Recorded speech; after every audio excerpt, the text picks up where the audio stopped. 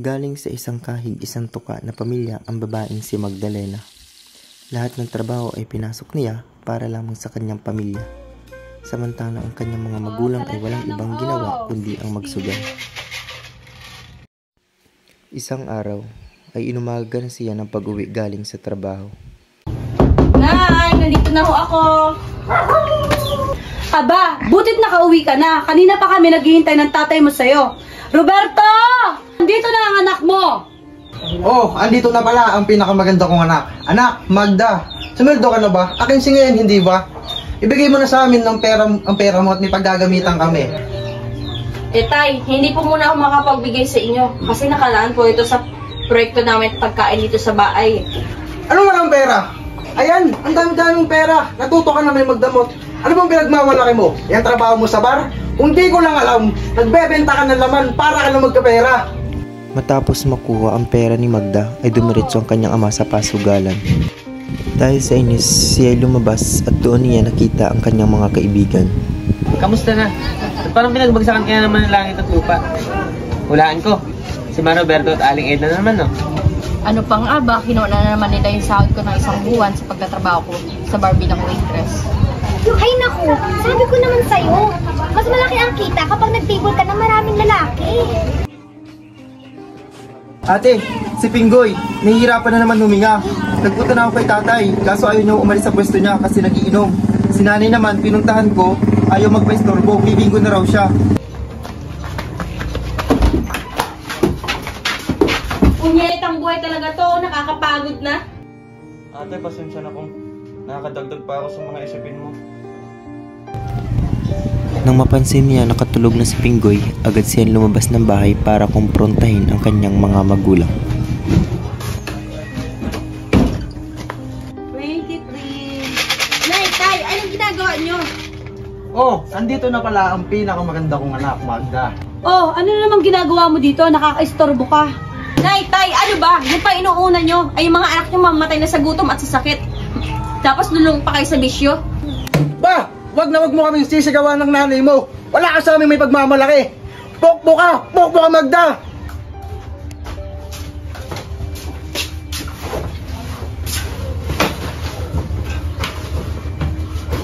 Pinggoy, gising na dyan. May lalakaran tayo.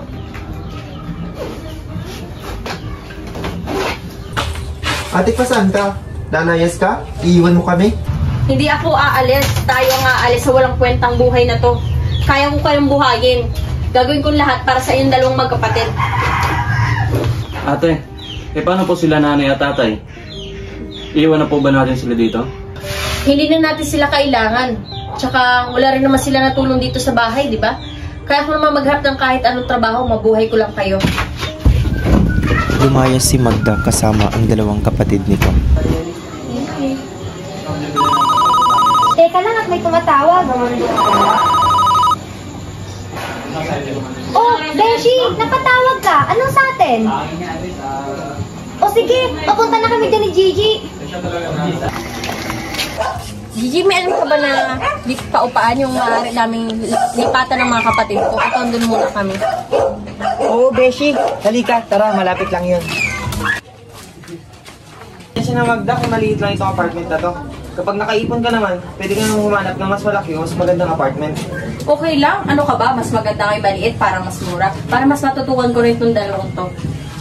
Salamat talaga na marami. Walang anuman, Magda. Sabi nga nila, that's who our friends for. Tama ba? Tama ba sinabi ko? Hiyaan mo na, basta magkaibigan tayo. Nga pala, buo na ba yung loob mo sa trabaho namin inaalok sa'yo? Oo nga, malaking pera din ang kikitain mo dun. Oo naman, kung yun na yung tayong parang para mabuhay kami, gagawin ko lahat. O siya, magagabi na. Magpahinga na muna kayo. Isang araw, kasama niya ang lalaking palagi niyang kasama sa bar. Hindi nila alam ay mayroong mga matang nakamasid sa kanila. Si tatay yun ah. Parang kaklase ko yun.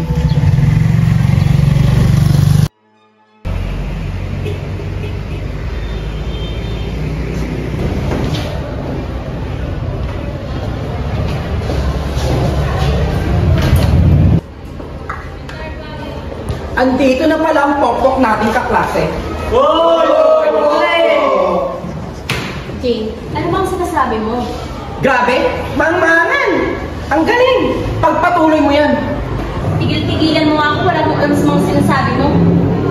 Hindi pa ako tapos sa iyong babae. Bitiwan mo ako, Aray!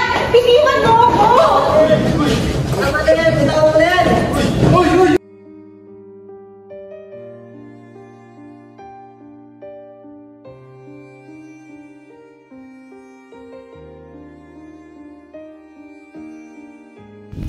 Dahil sa kahiyan ay umuwi si Magda na umiiyak. Ate, bakit kumiiyak? Hindi na ako makakapagpatuloy sa pag-aaral, Pinggoy. Bakit ate, may nangyari po ba? Mahabang kwento, Pinggoy, huwag mo nang alamin. Wala naman kami pupuntahan, ate. Tayo lang naman ang nandito, pwede ka magkwento sa amin. Kami rin lang naman ang pupuntahan mo sa oras ng kagipitan. Kaya okay lang na magkwento ka, ate, para gumaan yung pakiramdam mo. Ay, O ano? nakita ko kanina isang araw. Kasama ka, diba? Saan? Saan?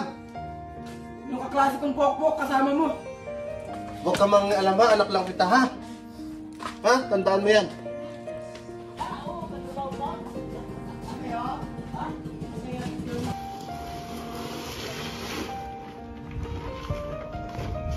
Habang siya ay nagtatapon ng basura, nakita siya ng isang DSWD. Ako po. Sino po sila? Kayo po ba si Magdalena Borja? Ako nga, ano pa kailangan nila? Medyo nagmamadali po kasi ako. Taga-DSWD po kasi ako. May nakapagbigay alam po kayo sa akin na mag-isa mo lang tinatagoy ng dalawa mong kapatid. Sige, papasok po muna kayo. Tama po ba ang nakarating na impormasyon sa amin? Tama naman po, kasi wala naman po kwenta yung mga magulang namin. Mas pinili pa nila yung mga bawal na gamot, mga bisyo, kasi sa kusunod kami mga anak ko. Sige, kung sa gayon ay kung kailangan mo ng tulong ay lumapit ka lang sa akin. Salamat po. Sige po.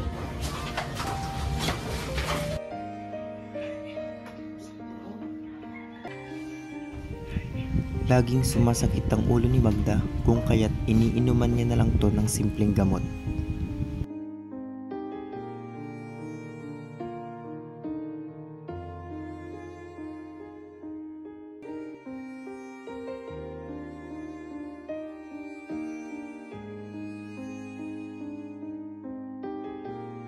Kayo ho ba si Ma'am Magdalena Borja? Ako nga, ano po ba nangyari sa katawan ko, Dok? Huwag ka sanang mabibigla, ngunit na matapos namin examinihin ang iyong dugo ay may natuklasan kami. Mayroon ho kayong HIV, Ma'am Magdalena. Karamihan sa mga infeksyon ng HIV ay nakukuha sa hindi ligtas o hindi protektadong pakikipagsali. Napilitan siyang magpa-check up upang malaman ang kanyang kalagayan.